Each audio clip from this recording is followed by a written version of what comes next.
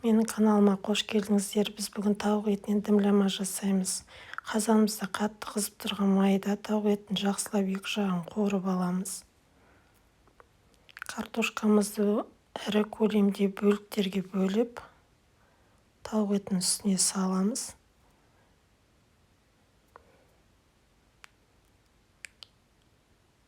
Сәбізімізді де ірі көлемде турап саламыз.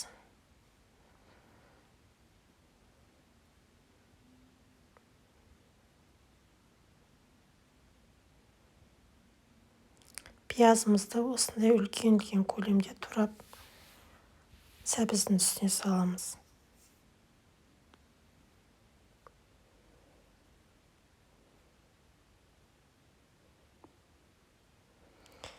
Мен осындай морозилькте қатырылған болгар бұрышын қостым. Помидорымызды үлкен көлемде туралып өсіп, оны да қазанымызға саламыз. Енді үстіне қара бұрышымызды сеуіп,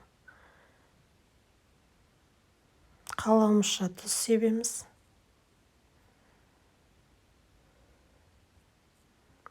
Ең үстінен өстіп, капустамызды бөліктерге бөліп алып, барлық жерін жауып шығамыз.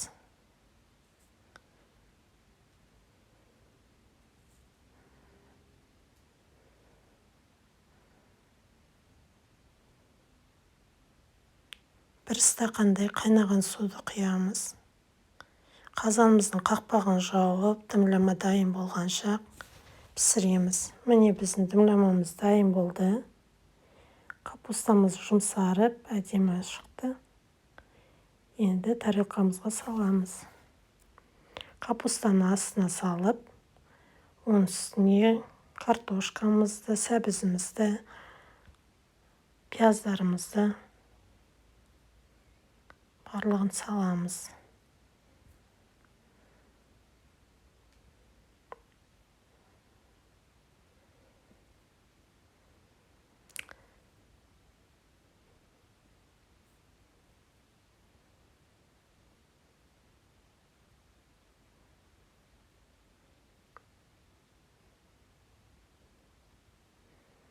Тауық етін ең үстіне салып, сорпасынан құямыз.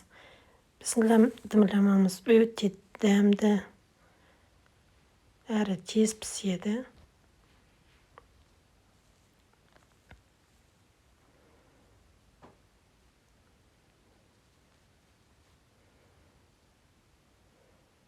Астарыңыз дәмді болсын. Егер менің каналыма тіркелмесеңіздер, қоңыраушаны басып, каналыма тіркеліп кетсеңіздер.